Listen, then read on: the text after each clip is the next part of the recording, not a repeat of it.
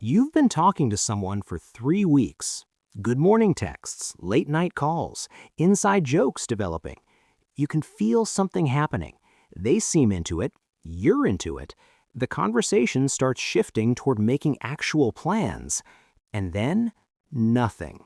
Radio silence. Messages go unanswered. They vanish, and you're left staring at your phone trying to figure out what you said wrong. If you've been ghosted, you already know how confusing it is.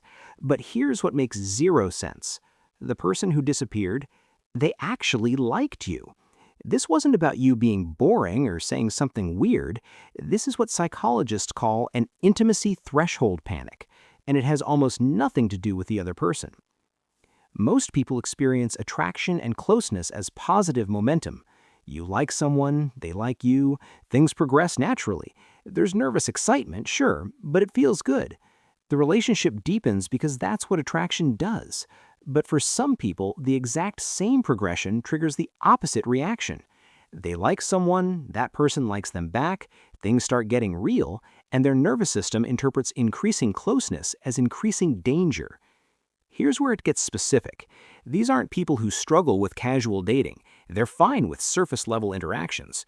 The problem shows up at a very particular moment, right when emotional investment crosses from "this is fun" to "this could matter." And that shift, that's when the alarm system activates. Research on attachment avoidance found something counterintuitive. People with avoidant attachment don't actually want to be alone. They experience the same desire for connection everyone else does, but their brains learned early that closeness equals vulnerability, and vulnerability equals danger. Studies show that individuals with higher avoidance attachment were significantly more likely to ghost romantic partners compared to other attachment styles. Not because they didn't care, but because the system they developed to protect themselves kicks in automatically when things get too close. Here's what's happening in their head. Someone starts to matter. Mattering means risk. Risk means potential abandonment. And their brain says, if I leave first, I can't be left. The logic is flawless from a threat protection standpoint. The execution just destroys the relationship. But the ghosting isn't the first move, it's the last one. Weeks before someone disappears, their brain starts running what psychologists call deactivating strategies, unconscious behaviors designed to create distance when closeness feels overwhelming. Finding flaws that weren't problems last week, suddenly needing more space, fantasizing about being single again, feeling inexplicably annoyed by things that used to be endearing. What looks like losing interest is actually the brain running a program designed to shut down attachment before it becomes dangerous. And the timing is brutally consistent. Right when someone else might start feeling secure, the avoidant person starts feeling trapped. Research on fear of intimacy discovered that it's often triggered more by positive emotions than negative ones. Being chosen by someone they genuinely care about can create more anxiety than rejection ever could, because rejection confirms what they already believe about relationships. Being chosen challenges it, which means the better things are going, the more threatening it feels. One study found that ghosted participants continued to monitor the person's social media and dating profiles at the same rate as people in accepted relationships. They weren't detached, they were still emotionally invested, but they couldn't tolerate the vulnerability required to stay engaged. The attachment stayed active. The ability to act on it shut down completely. And here's what makes this particularly cruel. The person being ghosted usually assumes it's about something they did. They replay conversations looking for the moment it went wrong, but there often isn't a moment. The relationship was progressing exactly as it should. That progression itself became the problem. The ghoster isn't running from something bad, they're running from something that started to feel too good. Now, let's be clear about what we're not talking about. We're not talking about people who ghost because they lost interest or found someone else or realized there's no compatibility. Those are different situations. We're talking about people who ghost when things are going well, when the other person hasn't done anything wrong, when by all external measures, the relationship was building towards something real. Studies on avoidant attachment found that these individuals often end relationships preemptively to avoid experiencing abandonment. It's not conscious cruelty. It's a protection mechanism that learned to activate before the threat even arrives. They're not protecting themselves from you. They're protecting themselves from the possibility of eventually being hurt by you. And the distinction matters because the person being ghosted walks away thinking they weren't good enough, when the reality is you might have been exactly what they wanted. That's what triggered the panic. Here's where evolutionary psychology enters. Your ancestors who maintained some level of wariness around deep emotional bonds probably avoided certain types of betrayal or loss. The ones who bonded too quickly and too completely might have faced devastating consequences when those bonds broke. In modern context, that same wiring misfires. We're not facing life or death consequences from relationship endings, but the nervous system still treats intimacy like it requires the same level of threat assessment our ancestors used for physical danger. The protective mechanism outlasts the actual threat.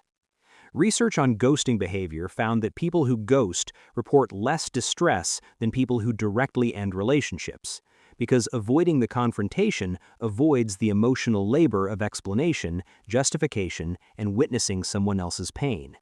It's not that they don't care, it's that caring makes it worse, and disappearing removes the requirement to process that care in real time. The person being ghosted experiences confusion, self-doubt, and loss of closure. The person ghosting experiences relief, at least initially. Later, many report guilt, but by then the relationship is already gone and re-establishing contact feels impossible. The escape worked, but the cost shows up after. Now here's what makes this pattern nearly impossible to spot. Many people who ghost don't realize they're doing it because of fear. They genuinely believe the other person wasn't right for them. They create rational explanations. We wanted different things. The timing was off. I'm not ready for a relationship. All of which might be true, but underneath, the avoidance system was running its program: detect closeness, generate distance, protect autonomy. Studies found that people with avoidant attachment often value independence above emotional intimacy, not because they don't want intimacy, but because their early experiences taught them that relying on others is unsafe. Emotional self-sufficiency becomes the goal, connection becomes the threat, and any relationship that challenges that self-sufficiency gets categorized as dangerous. Now the question everyone asks: can this pattern change? The research says yes, but it requires recognizing the pattern first. And that's difficult because avoidant deactivation strategies often operate below conscious awareness. The person isn't actively deciding to sabotage the relationship, they just keep noticing reasons why it won't work. Therapy focused on attachment can help people identify when deactivating strategies are running, learning to tolerate the discomfort of intimacy without fleeing, building tolerance for vulnerability in small, manageable doses. But here's what's crucial: the person has to want to change the pattern. And many don't, because from their perspective, the system works. They avoid pain, they maintain control. The fact that they also avoid connection doesn't register as a problem until the loneliness becomes unbearable. So where does that leave the person who got ghosted? First, understanding it probably wasn't about you. Someone else's fear of closeness has nothing to do with your worthiness. They would have panicked with anyone who got that close. Second, closure doesn't come from them. It comes from recognizing that some people genuinely can't handle the thing you're offering, even when they want to.